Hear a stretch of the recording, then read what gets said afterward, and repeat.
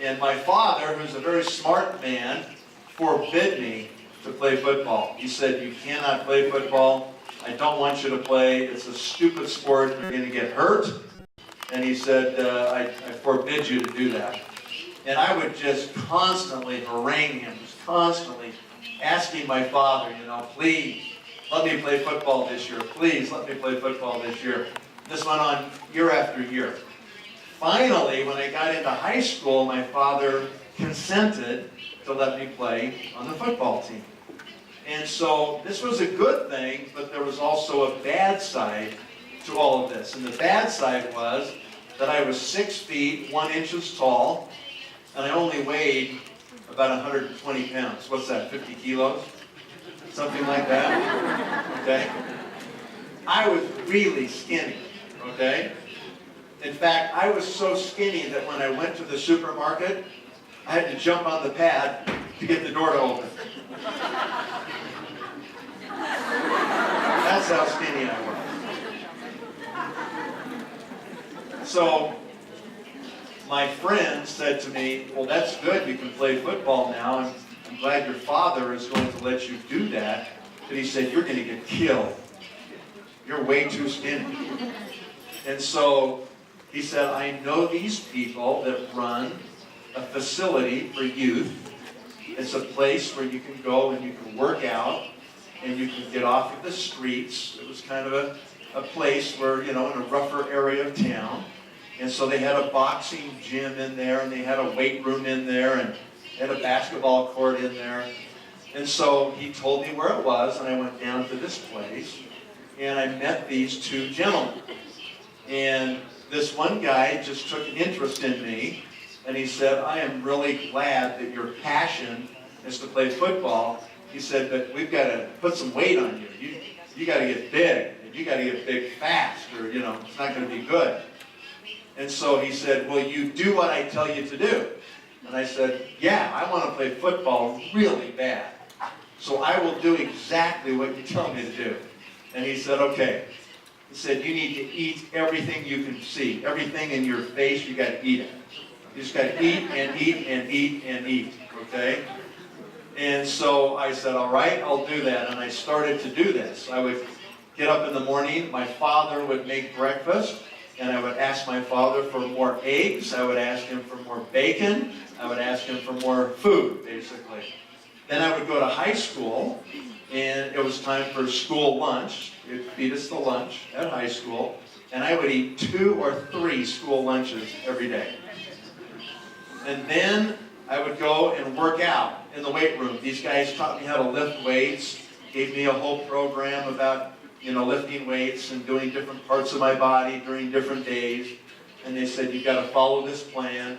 And so before working out, I would go to McDonald's, which was next to my high school, and I would get 2 Big Macs, eat those Big Macs, okay? Then I would go work out for a couple hours. I would go home. I would ask my father for extra food, at the dinner table. And they're like, wow, your appetite's really gotten big lately. Yeah, I'm hungry. Feed me. And so this went on, and I was gaining weight, but it wasn't happening fast enough. And so these 2 friends, these 2 men at this youth facility, they said, okay, so we're going to have to put more protein in your diet. That's what we've got to do because you got to gain weight faster. And so they said, do you have a blender? And I said, no, I don't have a blender. They said, you're going to have to get one. Okay? And so I went home and I told my father, I said, I'm trying to play football.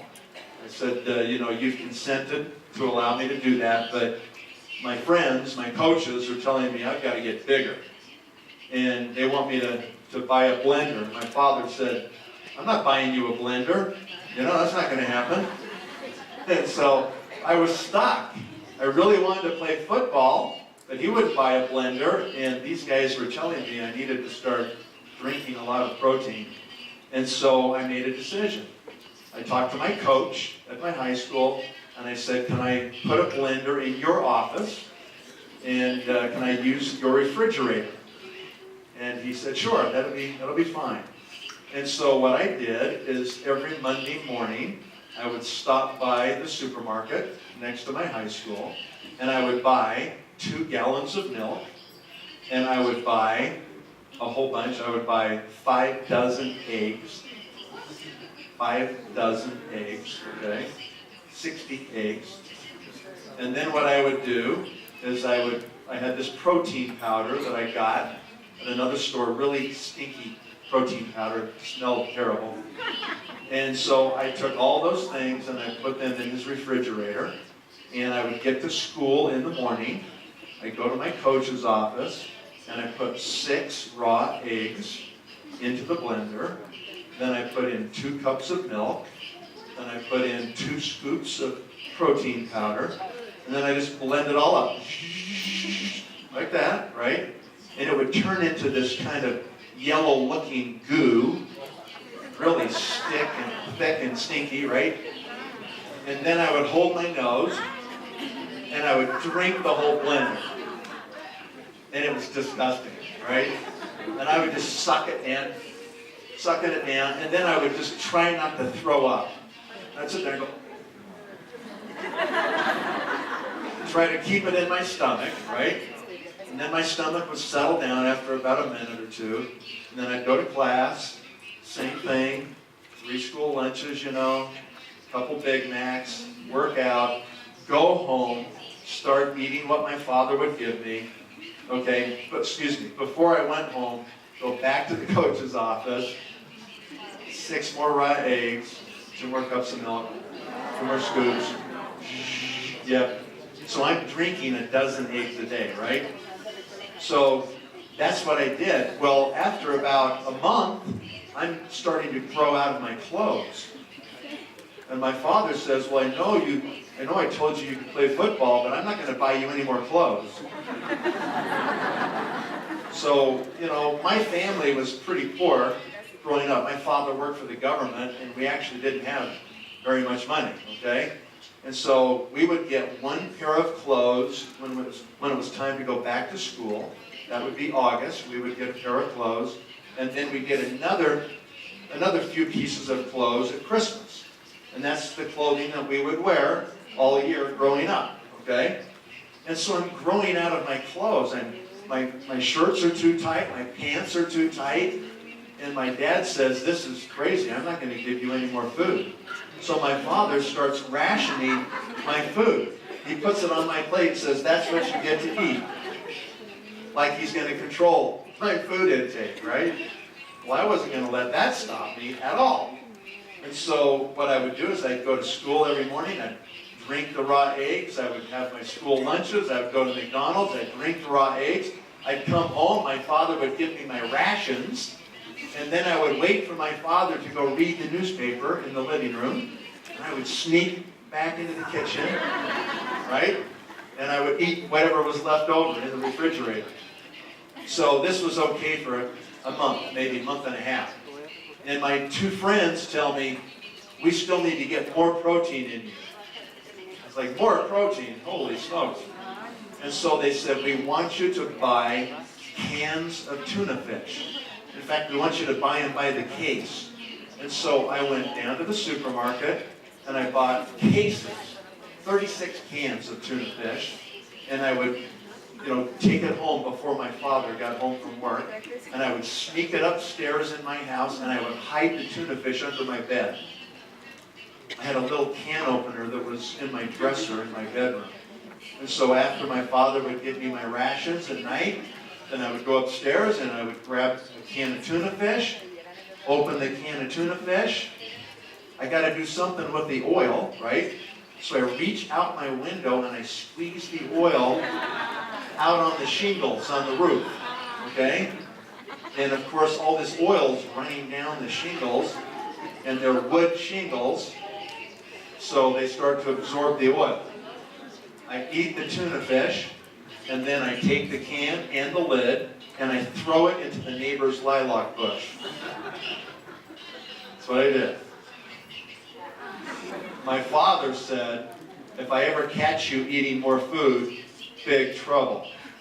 So I had to dispose of the evidence, right? And that worked great until winter. And as soon as winter came, all the leaves fell off the bush. And there's this huge pile of tuna fish cans sitting in the neighbor's bush, rusting. I was outside raking leaves with my father, and my father looks over there and he goes, "Where'd all those tuna fish cans come from?" I don't know. About 30 minutes later, he looks up at the roof outside my bedroom window. He goes, "I wonder what that big spot is up on that roof." I don't know. Who knows what that spot is, right? And so this is what I did, and I did this for months, right? I got a little audio tape. On this audio tape, this gentleman talked about setting goals. My parents never told me about setting goals. Nobody at my house even talked about being successful in life. You know, we just did our thing. And so I'm listening to this audio tape, and I listen to it again and again and again. And to me, it seems like magic. Because this guy on this audio tape is saying, whatever you want to achieve, all you have to do is write it down. Just write it down and read it every day. Program your subconscious mind, and it will happen in your life. And so I take this little piece of paper and I tape it to my dresser in my bedroom. And on one side of the paper I put body weight, and on the other side of the paper I put bench press. How much I could lift on a bench press, right? And so I started off with really low numbers, and every time I would accomplish the number, I would cross it out, and I would add 10 pounds more, right? Or 10 kilos more. And then I just kept going, getting stronger and getting bigger. Getting stronger, getting bigger. So about 4 months later, it's time to play football. And in those 4 months, I put on 20 pounds. So I don't know what that is, 8 kilos, 9 kilos, or something like that in 4 months, okay? And it's muscle. I'm getting stronger. I'm getting bigger. The next year, I did this for a whole nother year, okay? The next year, I put on 50 pounds in 1 year, okay? About 22 kilos or something in 1 year, okay? Then I did it the whole next year, okay? And I put on another 50 pounds. So I gained more than 100 pounds in high school. More than, 50 kilos? 55 kilos during high school, okay? I grew so fast, my coach called me his plant. He said, "You grow like a plant. This is unbelievable. How do you grow so fast?" And it's because I was really disciplined, okay? This is the place in my life where I learned how to write down goals. I learned how to focus on my goals, to be consistent every day, right? I would lift weights 6 days a week, only take off Sunday. That's the only day I didn't work out. I followed my system, I followed my plan, okay? I was really boring. I just did the same thing all the time, right? I didn't even really date girls because I had to get to bed early so I could get my REM sleep so I could grow more muscle. True, okay? I was always in bed by 9 o'clock, almost every night, because that's when I could get the rest I needed and I could grow bigger, right? So I did all of this for about 3.5 years. And my goal was to get a scholarship to play collegiate football. And that eventually happened. I was able to play, at BYU with some really great players. So this was one chapter of my life where I learned some interesting things. And I brought a couple of pictures to show you. Okay? So that's my paper on my desk. And there's me. Is that hard to believe? Yeah, that's Nathan right there. Okay, this is not my girlfriend. Look at me. I really couldn't get a girlfriend. This is my sister, okay? Look at my tie. Can you see my tie? I know how to tie a tie. I know. It's supposed to come right down to your belt buckle, okay? The problem was my neck was so big I couldn't find a tie long enough. That was the problem. Yeah. So, there's my mother. There's me and a couple friends. This guy right here, he's a pretty big guy, you know. But I was bigger, see? See my neck? No neck. Yeah. So, anyway, this was when I was weighing about 250 pounds, all right? I don't know what that is in kilos, but anyhow, that's what I looked like after the end of 4 years of doing this. And once I was finished playing football, then I didn't need to carry all that extra weight around anymore, so I decided I'm going to just get back to normal. And so I lost a whole bunch of weight, got myself back in shape, and that's the way I've stayed now for a long time, okay, more than 30 years. So anyway, this was a good experience in my life, all right? I learned a lot of lessons. I learned how to do really hard things, and taught me a lot about perseverance, goal setting, focus, discipline, and those things. And I guess if I was going to sum it up, and just with one statement, I would say that I learned that if I could change the shape of my body that dramatically, that I could do anything. I could do anything that I decided I was going to write it down, read it every day, focus on it, be consistent. It's going to happen, okay? It is going to happen. So that's a lesson that I've tried to teach my children. I've taught my children how to set goals their whole life. My kids are very motivated people. They're focused, doing great things. So anyway, my dream in New Skin was that I never wanted to have to worry about money ever again in my life. You know, when my brother-in-law recruited me into New Skin, and he said he was going to make $100,000 a month in this company, I knew there was no other choice for me. I mean, I had to do that. If he did it and I did not do that, it would drive me insane, right? So I had to make that commitment. And that's what I did. I was doing meetings in Canada about 3 years ago, and I was at this luncheon presentation for one of our team elites in Canada, and she said to me that day, she said, I have a copy of your original goals that you wrote down when you started New Skin. Now, I had long since lost that piece of paper, and I was so happy that she actually had a copy of it. When I started New Skin, I did the same thing. I wrote down a set of goals that I wanted to accomplish and how fast I was going to accomplish them. And I had this little 3-ring binder. I went down to the office supply store and I bought a 3-ring binder, and I made my own flip chart because we didn't have any materials at that time in New Skin. There were no flip charts. There were no slideshows. There was no PowerPoint, okay? I mean, it was like nobody had put together any materials. And so I wanted to have a pitch book, where you can pitch people. You can sit down and you can sell them on what you're doing. And I wanted to make a flip chart, so I had my book, so I could show people pictures and I could show them the compensation. I could show them about New Skin, right? And so I made my own flip chart. The front of that 3-ring binder was a clear piece of plastic. And that is where you could slide your own piece of paper in the front of your flip chart, right? The front of the binder.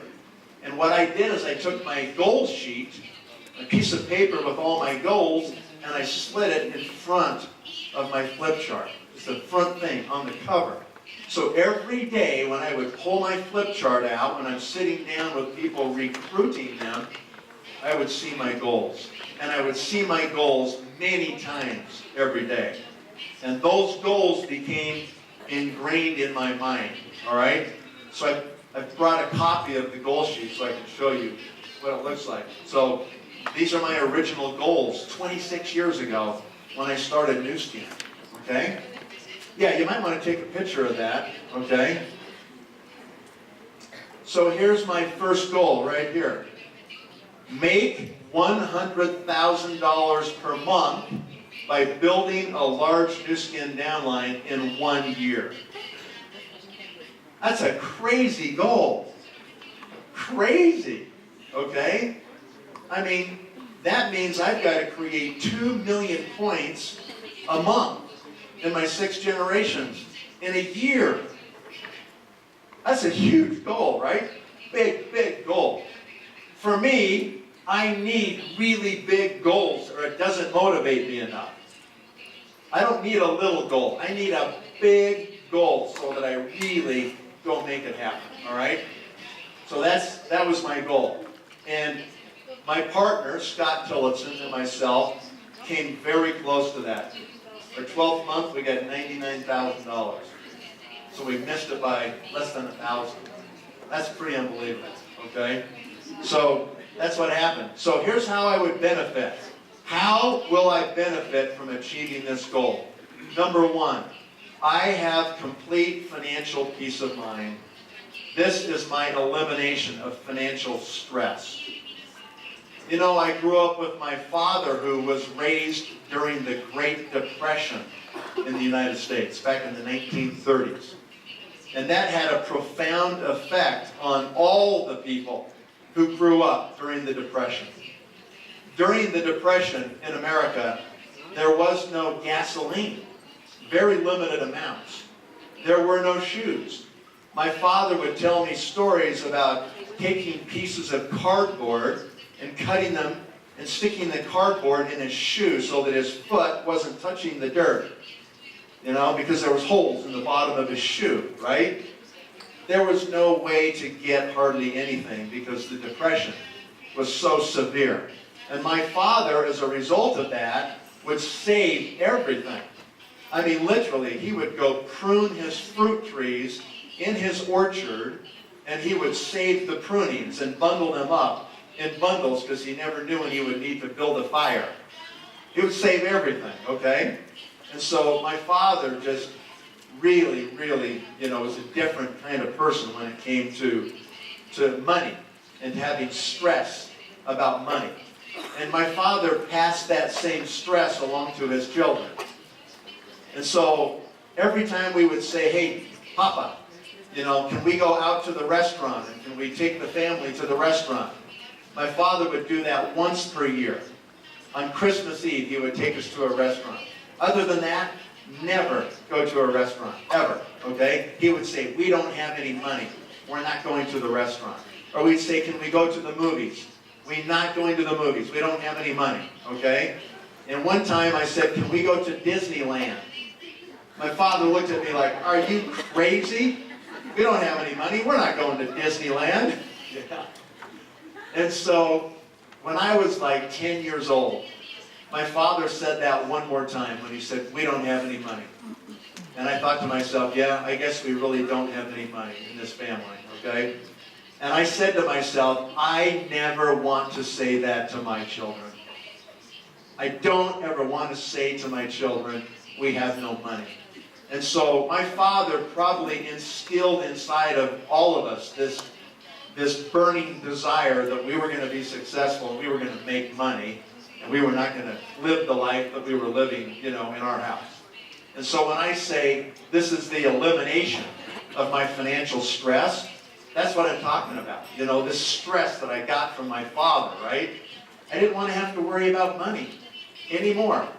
I didn't want to have to look at the price of something on the menu and decide if I was going to order that or something cheaper because I didn't have enough money. I didn't want to have to worry about the clothing store that I shopped at. I didn't want to have to worry about looking at the price tag and saying, can I afford that or not? Okay? So these are the things that I didn't want to have to worry about. I didn't want to have a car payment. I didn't want to have a mortgage on my house. Okay? I didn't want to have to owe anybody any money ever. So that was kind of driving me. So that was my number one. Number two, I will have the time freedom to be with my family and do what I want to do when I want to do it. I talked about this last night a little bit, about the kind of freedom that we enjoy in our family today. The ability to go wherever we want to go, whenever we want to go there. We have the capability to do it, to you know, have the kind of experiences we want to have, to travel the world with our children. All of these things have been really powerful, great things, great memories for us and our family. And then number 3, I can grow equity positions in my business empire much more rapidly.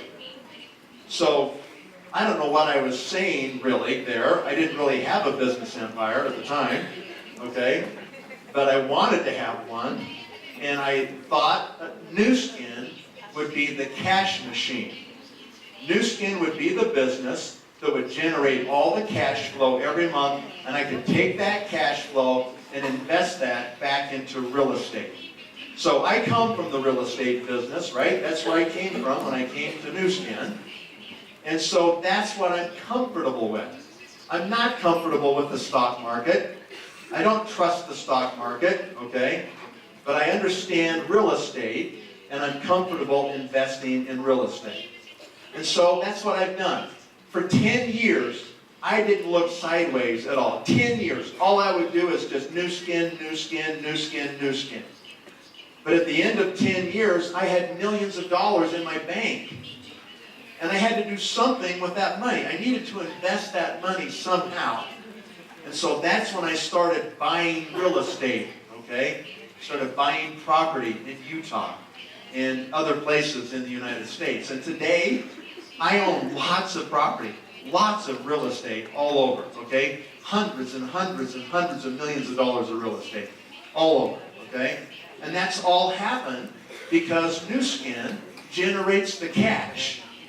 You got to have the cash to begin with, right? And so that's what happened. So when I wrote this down and I said I can grow equity positions in my business empire more rapidly, that's actually come true. That's actually happened in my life, okay? So those were my initial goals. And anytime you set goals, you have to know that there will be obstacles to achieving those goals.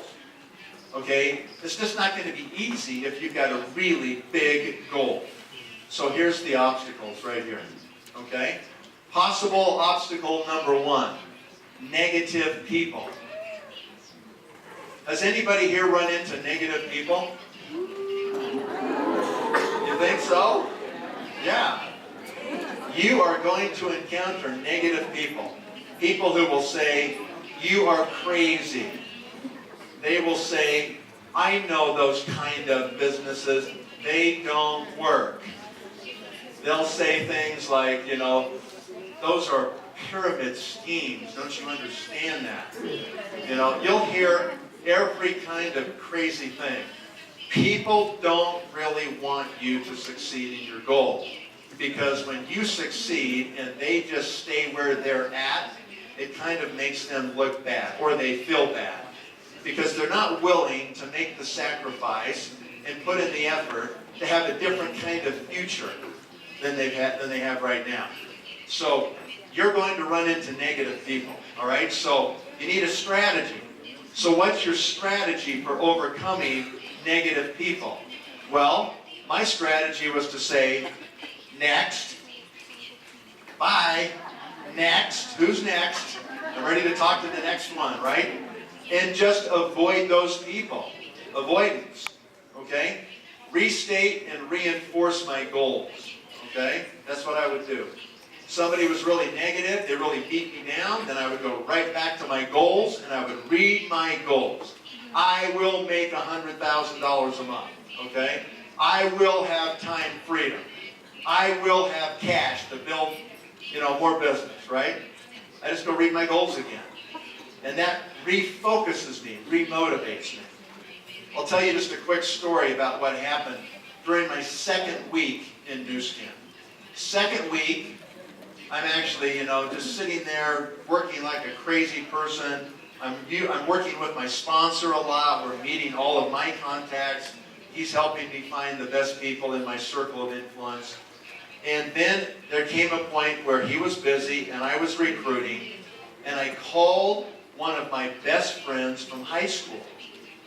And this person had been a friend for 7, 8, more than that, 10 years plus, right? And in fact, he also was in the real estate business, but he was working for a large national company. And so he was in downtown Salt Lake City, I'm in the suburbs. I call him on the phone.